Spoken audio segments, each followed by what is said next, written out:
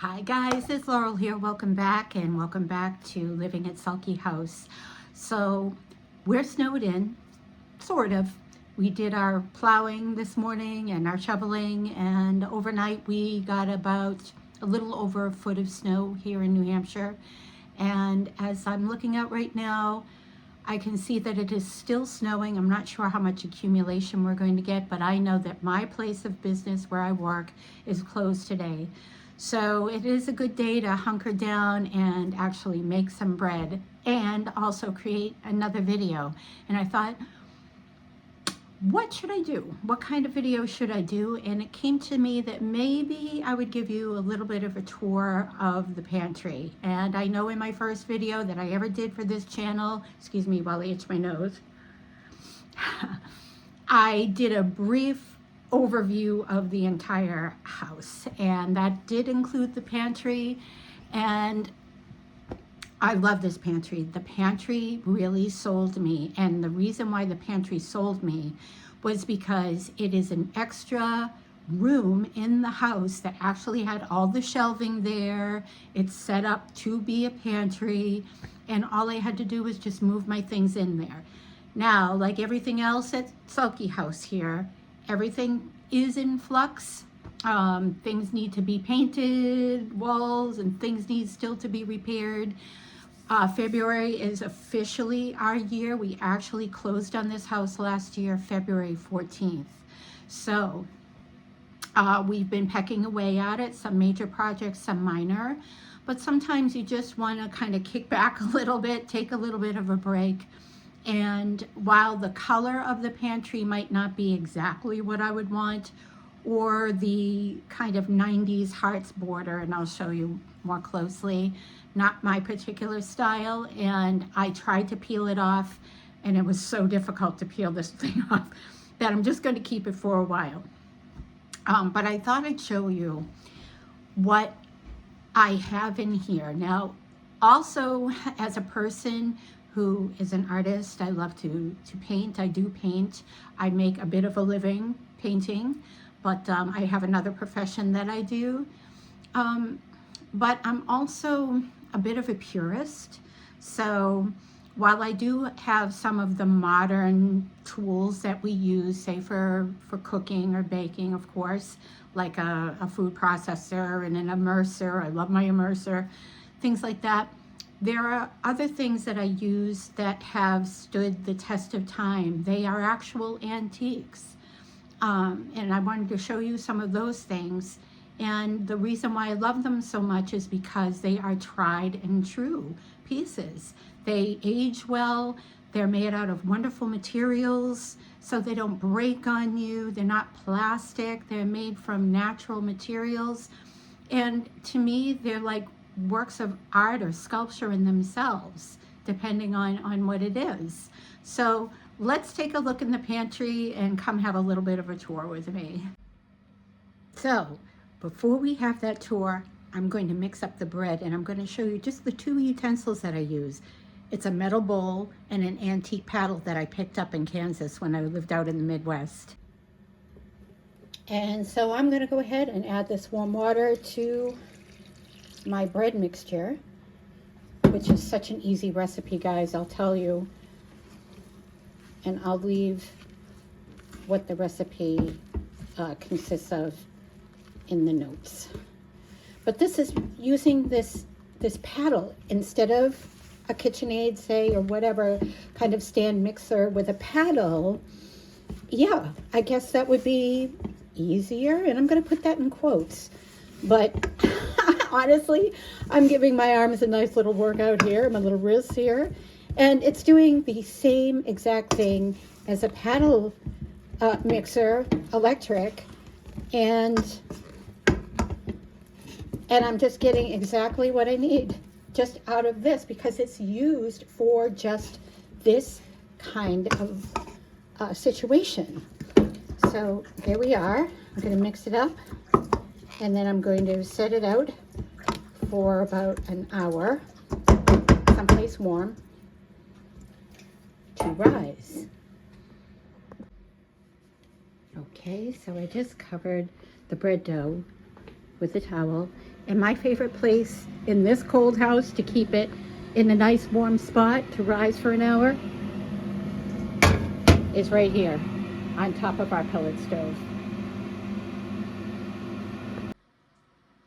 Okay, for any of you that happen to live in an old drafty house, you know the importance of curtains, and I've talked about curtains before.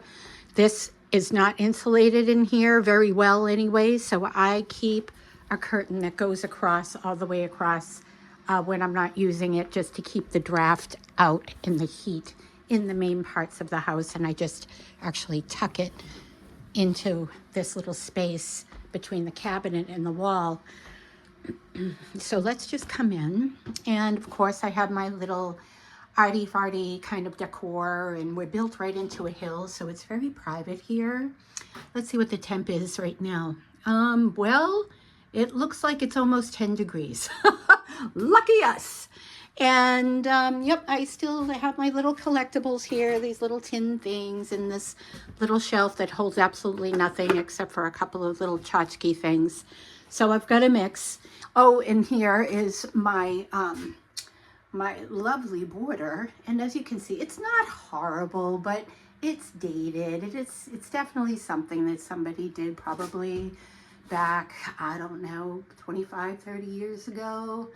And it is a very dark green, which isn't, it's not horrible. It's not anything that really bothers me. But I wanted to give you a little bit more of an in-depth tour to any of you who love the country lifestyle. My little photograph of my cows, I've had that forever. I've always been drawn to things country. And this is why I'm showing you, because there are hard and fast tools like this sifter here. They all work. They work. These things aren't so old, but we all need strainers. And I have a couple of different sizes, plus some really small ones. I have my collection of tin cookie cutters over here.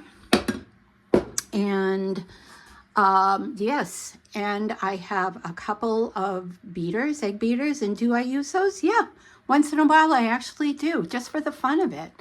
I know it can feel like, oh, that's really time consuming. Well, kind of, because I believe in doing a little bit of slow living. So why not if I have the time? And I wanted to go actually get my, my paddle. Oh, actually, no, I'm not going to get my paddle just yet. I have my collection, and what I like to do is have it be kind of cohesive, because a pantry, as you know, if you have space, if you just start throwing things in everywhere, it can get really jumbled. So I like to try to keep a semblance of order here, along with some little country decor things, just like this. I love this little heifer. He has been with me forever, and I have a real penchant for roosters. So I have roosters around. This is a little paddle, wooden paddle that I got somewhere, and then I did this little shell piece of a little chef owl, and he's not a chef but a baker, and he's baking bread, and those are some of my little side things. And then this whisk that has this little blue jay in it. I love that, just as a decorative piece.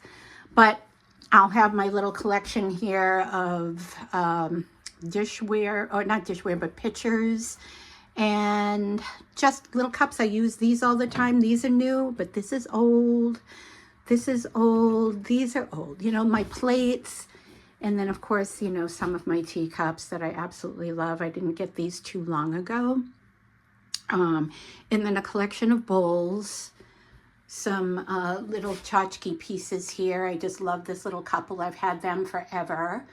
And I'll mix and match and move things around, but I do try to coordinate most things, you know, if I can. So anything that's glass, I try to kind of keep together just to create a cohesive look, so that when you come in, you don't feel overwhelmed. Like, where is that dish? Where's that bowl that I wanted? And this is where I keep all the dry goods as well. Plus, I love having the vegetables and the fruit out, just because it just kind of goes back in the day when people just kept things in a larder and things were out and you could see them and you could just grab and go. I've got my pastas in here, and, you know, all of my nuts, and then some more of the baked goods. And I don't have everything on the shelf, so I kind of tier it, and I eventually want to get a curtain that runs all the way around so we can just sort of block out this with maybe a nice check, like a green and white check. That would be kind of pretty. And then, of course, I have all of the tools, say, that I like to use. My slow cookers, I love, and, you know, just a blender and the food processor. I also have oil lamps, and I do use them, and these come in handy when the power goes out. So I always make sure we've got oil, we've got the wicks, things like that. Just a little decorative piece, this pie plate holder. This is invaluable to me. It's a large Dutch oven, as well as this cast iron griddle. These get used a lot, and this is what I'm going to be baking my bread in later on. Plus, I have a large breadboard if I need it. And the last thing is some of the things I just started canning. So I have my canner ready to go for next year. And then I have just an array of different things. My herbs that are drying, some more baked materials, you know, baking soda, baking powder, so on and so forth. I keep these. Why? I don't know, but I feel like they're going to come in handy at some point. And then I have some of my canned goods that I tried out with my new canner. I'm very new to canning. And then it just goes on. Some of the teas and some more herbal concoctions in through there. And that's kind of it. You got the full circle there. And I know, you know, sometimes pantries can get really cluttery, and this does look like there's a lot of stuff, but there is an order. I do know where everything is, and sometimes we can't hide everything, like my ironing board, you know, things like that. That's okay. It isn't magazine ready, but it is very utilitarian. And if you don't have an extra room like this, I think sometimes if you maybe renovate a closet and put shelving in there, or shelving on the back of the door, or looking around, scouting around for maybe a hutch or a lowboy or anything like that that could be used as a piece in your home, but also doubles as an actual working pantry where it has some cabinet space that you can close the door, keep canned goods in, your paper goods, extra plates, things like that. We may all have something like that. But sometimes it is hard to be creative on how we are going to manage to keep everything stored. And when in doubt, I just put things in bins down in the cellar until I'm ready to use them, and I don't forget to label them so I'm not searching everywhere for them. So that's all I have today. Thank you for coming with me on my little tour, and I'll see you in the next video. Take the best of care and have a wonderful day.